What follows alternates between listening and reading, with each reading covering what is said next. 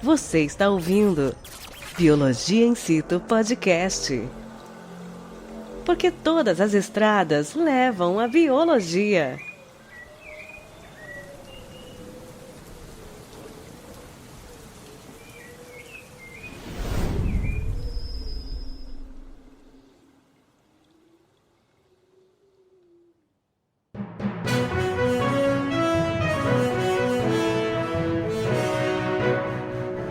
Olá, biouvinte, tudo bem? Estamos aqui com mais um BioNews e dessa vez eu, Ricardo Gomes, biólogo e apresentador eventual aqui desse podcast, venho trazer para vocês a diversidade nas estrelas, como que as séries, né, na verdade, de Star Trek ou Jornada nas Estrelas tem trazido a diversidade ou as diversidades que a nossa sociedade tanto precisa compreender através aí das décadas que ela já existe. Hoje no BioNews. Pois é, biouvinte, se você acompanha aqui os nossos episódios já há um tempo, pode ter percebido aí que eu sou fã de Star Trek. Eu acompanho, faz poucos anos que eu acompanho as séries de Star Trek, mas desde que eu conheci, ela me fascinou bastante.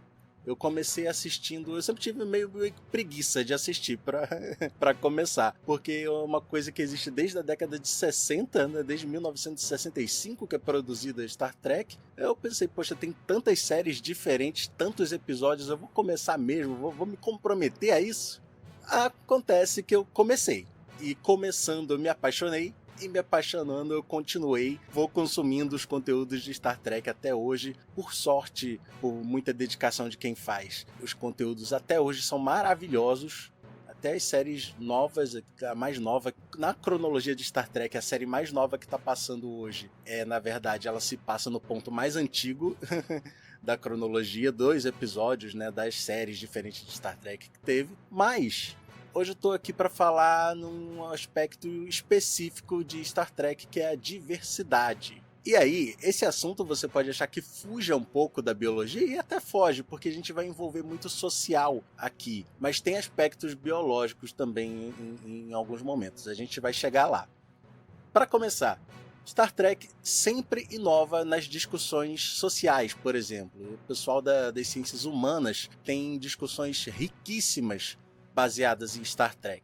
E um aspecto muito importante de Star Trek, assim, que sempre foi muito inovador, uma característica da série, é a diversidade, como alguns aspectos sociais do momento que aquela série está passando são desafiados através da série de Star Trek. Pegando, por exemplo, aqui a Star Trek série original, aquela que saiu lá de 1965 a 69, com o Capitão Kirk, com o Spock, esses famosões de Star Trek. Lá, na nave Enterprise, primeira, né, do seu modelo, a gente tinha alguns personagens diversos na própria ponte da nave. A ponte que é aquela cabine de comando onde ficam os oficiais de ponta, né, os que estão mais diretamente ligados ali ao capitão e que desenvolvem os trabalhos mais importantes ali, mais necessários na nave.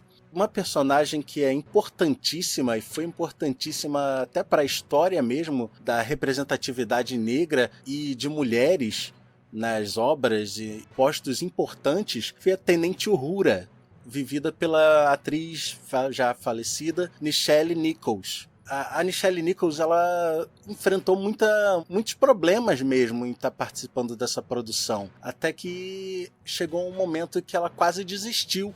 Ela não desistiu de participar da série por todos os problemas que ela enfrentava de racismo, né, por ser mulher também, porque ela recebeu uma ligação do pastor Martin Luther King Jr., o famoso Martin Luther King, do Eu Tenho um Sonho, dizendo para ela que ela era muito importante para as meninas negras e para o povo negro que estava assistindo ela todo dia ali na série, nas casas. E daí ela construiu, assim, tirou mais força ainda de dentro dela mesma para continuar seguindo esse caminho. E, assim, um exemplo de resultado extremamente positivo que saiu diretamente disso é a atriz Whoopi Goldberg, aquela do Mudança de Hábito, que passa uma vez por mês, pelo menos na sessão da tarde. Então, A Whoopi Goldberg, que aliás fez parte também do elenco fixo de Star Trek A Nova Geração, que foi a série que veio depois nos anos 80, a Whoopi Goldberg já disse que a Nichelle Nichols era o objetivo dela, sabe? Que ela assistia Star Trek quando era criança e via que era uma oficial, uma mulher oficial negra num dos cargos mais importantes de uma nave espacial importantíssima, e que aquilo fez ela se sentir como se ela pudesse estar nesse lugar também. Então aí a gente já tem um exemplo de como essa representatividade é importante pra caramba. Ainda na série clássica, tinham 2 personagens que me chamam muita atenção estarem na ponte também, como personagens principais do elenco, que eram o tenente Hikaru Sulu, um japonês, e o alferes Chekhov. Agora eu não lembro o primeiro nome deles, do Chekhov, mas ele era russo. E isso era uma época, essa série foi ao ar de 65 a 69, então nessa época era total Guerra Fria. E recém-saído, ou pelo menos ali há 2 décadas, né? 2 décadas ainda é meio recente na história de um país, recentemente saído da Segunda Guerra Mundial, onde o Japão tinha sido um grande inimigo, tanto que tiveram as bombas nucleares em 2 cidades japonesas que os Estados Unidos lançaram, e numa época ali de Guerra Fria em que a Rússia, ou a União Soviética, mais representada, né, até hoje no imaginário popular mais representado pela Rússia, também como grande inimigo. E nesse futuro utópico do Star Trek, a gente tinha o Capitão Kirk, o capitão americano, né, estadunidense, na verdade, e ali uma mulher negra sendo representada, o povo japonês sendo representado e o povo russo sendo representado lado a lado ao povo estadunidense.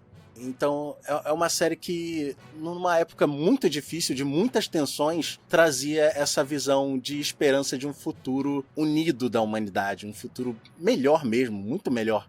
Star Trek é uma utopia socialista, né? E assim, sonho de consumo para a humanidade, né? Não sei se tenho tanta esperança assim da gente chegar lá, mas mantenho o desejo de que isso aconteça. E não foi só a série original de Star Trek que ficou nessa representatividade na inovação. Como eu tinha falado antes, nos anos 80 veio uma nova série, tanto que foi chamada de Star Trek A Nova Geração, que é onde veio o Capitão Picard, também na Enterprise, mas um novo modelo, né, da nave Enterprise. E dessa vez a gente tem um personagem que é um homem negro e um homem PCD, um homem com deficiência visual, um homem cego, que é o George LaForge, que é um engenheiro da nave. Com o passar das temporadas, ele passa de cargo de engenheiro a chefe da engenharia da nave. E também é outra representação que me parece muito importante. Eu não faço parte da comunidade PCD, mas me parece muito importante ter uma pessoa, até porque ele fazia parte do elenco principal e muitas vezes ele fazia parte ativa dos episódios, e a cegueira dele era debatida, era falada. Ele falava sobre a condição dele, que ele, não sei se até se chama de condição ainda, perdão se eu estiver usando as palavras erradas. Ele falava sobre a condição dele, como ele não trocaria de papel, como ele gostava de sentir o mundo como ele sentia. Ele tinha uma interface tecnológica que parecia uns óculos, né, que ele usava no rosto, que faziam com que ele percebesse algumas energias, radiações. Então ele tinha algum tipo de sensação visual, mas não era como a gente enxerga. Eram coisas que até era muito interessante quando era representado na série, como ele via o mundo, né? Como ele enxergava o mundo. Eu não consigo deixar de pensar como isso também pode ter sido muito representante para pessoas PCDs que possam ter acompanhado a série Star Trek A Nova Geração, que é uma das mais conhecidas até hoje, uma das mais famosas, que mais formou trekkers pelo mundo, né? Pelo Brasil e pelo mundo. Seguindo mais adiante, aliás, bem mais adiante, já nos anos 2020, né, no final dos...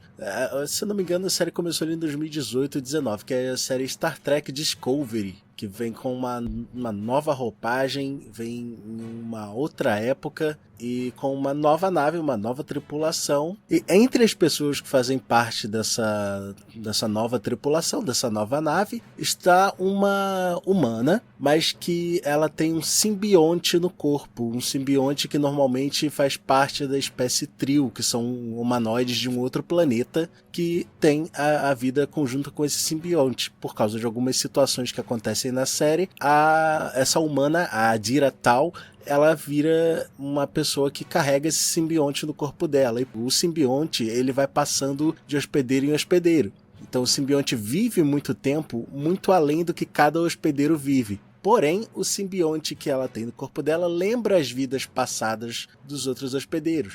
Então ela tem uma memória de outras pessoas que também são ela, porque ela faz parte ali também daquela junção com aquele simbionte. Por isso, em determinado momento da série, ela prefere que se refiram a ela não como ela, não com o pronome ela, pronomes ela, dela, né?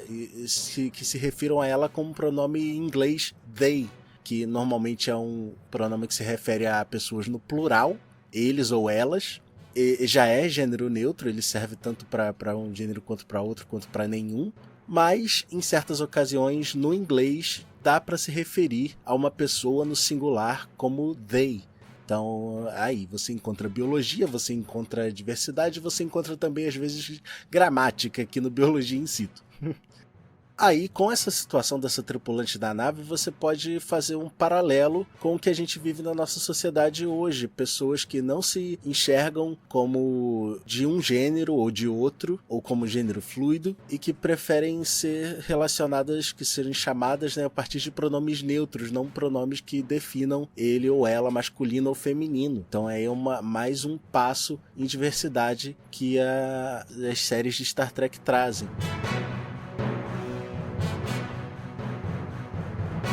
Finalmente, partindo pro nosso ponto que culminou nesse episódio, né? Na verdade, foi assistindo a esse episódio que eu vou falar agora que veio a ideia de todo esse episódio aqui do BioNews, do Bio In Situ, que é a série Star Trek Strange New Worlds, que seriam novos mundos desconhecidos, né? É a série mais nova que eu falei, mas que se localiza no tempo mais no ponto passado do que todas as outras séries que já foram feitas de Star Trek. E nessa série, Strange New Worlds, tem uma tenente que é a segunda em comando da nave, ela só tá abaixo do capitão, que é a tenente Una Tin Riley, e ela não é humana, ela é uma iliriana. Os ilirianos são um povo humanoide também, completamente com a feição aparentemente humana, mas que faz parte da cultura dos ilirianos fazer modificações genéticas antes das crianças nascerem. Só que para a Federação, basicamente o planeta Terra e os planetas associados à Federação de Planetas que a Terra faz parte, existe um tabu na sociedade da Federação em que a Federação proíbe pessoas melhoradas geneticamente de fazerem parte da Frota Estelar. Essa tenente, ela esconde o fato dela ser iliriana para que ela possa fazer parte da Frota Estelar. E isso ela leva por muitos anos, ela se torna uma oficial muito alta. Em algum momento descobrem isso e ela tem que prestar contas à Federação de ter escondido essa informação. Aqui é muito interessante, eu acho muito inteligente como Star Trek consegue chegar depois de tantas conversas que já tiveram, tantas conversas que Star Trek já fez parte desses pontos que a gente viu com os personagens anteriores que a gente falou, e ainda assim chegar com uma novidade, chegar com uma coisa nova numa série tão antiga que já explorou tantos pontos, porque você fala de melhoramento genético, que é uma coisa que não está muito longe de acontecer, pra gente mesmo, pra nossa sociedade real, e você aborda o preconceito que pessoas com melhoramentos genéticos passam na realidade dessa época de Star Trek. mas que dá para imaginar e dá para transpor isso para os preconceitos que as pessoas têm na nossa sociedade, que elas passam. Pessoas que são diferentes por causa da sua etnia, diferentes assim, né, da outra pessoa que está exercitando o preconceito dela. Pessoas que são de outra etnia, que falam outra língua, são de outra parte do país ou outra parte de outro país. Pessoas que têm outra orientação sexual. Todos esses tipos de pessoas sofrem preconceitos diferentes, sendo que em muitos lugares até do mundo, né, onde a gente vive, é proibido ser como se é.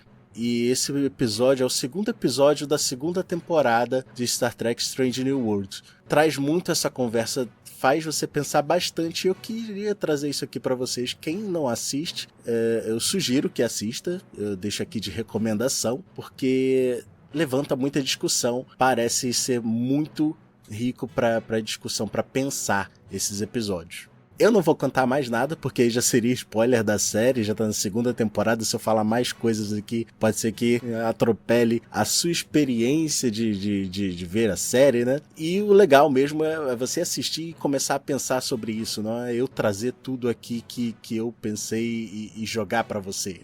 Parta de você também. Eu tô aqui só pra deixar uma fagulha que talvez te faça querer assistir essas séries maravilhosas, não só a Strange New Worlds, que é essa mais nova, mas todas. Assim, você pode pegar qualquer uma, até Voyager, que eu gosto muito, mas tem muita gente que acha que é a mais piorzinha de Star Trek. Eu não acho, eu acho excelente. Deep Space Nine, a série original, Nova Geração, Enterprise, pode ir atrás de qualquer uma, todas são boas. Inclusive, se você gosta de animação, tem a Lower Decks e tem a outra também que eu esqueci o nome, mas também é uma animação, que a outra eu não vi, só vi a primeira temporada. Mas é isso, eu deixo aqui a recomendação de qualquer material de Star Trek, pode ir atrás, que é qualidade. E é isso, querendo falar com a gente, pode ir nas nossas redes sociais, no Instagram, Facebook e LinkedIn como @biologiainsitu, no Twitter e TikTok como @bioinsitu, ou pelo nosso e-mail, que é cartinhas@biologiainsitu.com.br. Insitu se escreve INSITU. Querendo e podendo nos dar uma ajudinha para a gente pagar aqui nossa hospedagem dos podcasts, hospedagem do site, vocês podem entrar na Orelo e procurar pelo Biologia in Situ na Orelo, fazer parte lá. A gente tem diversas categorias de ajuda mensal a partir de R$1 por mês. Se não quiser fazer doações mensais, a gente tem o nosso Pix, que é o nosso e-mail, cartinhas@biologiaincito.com.br. Muito obrigado, até o próximo episódio na semana que vem e tchau, tchau!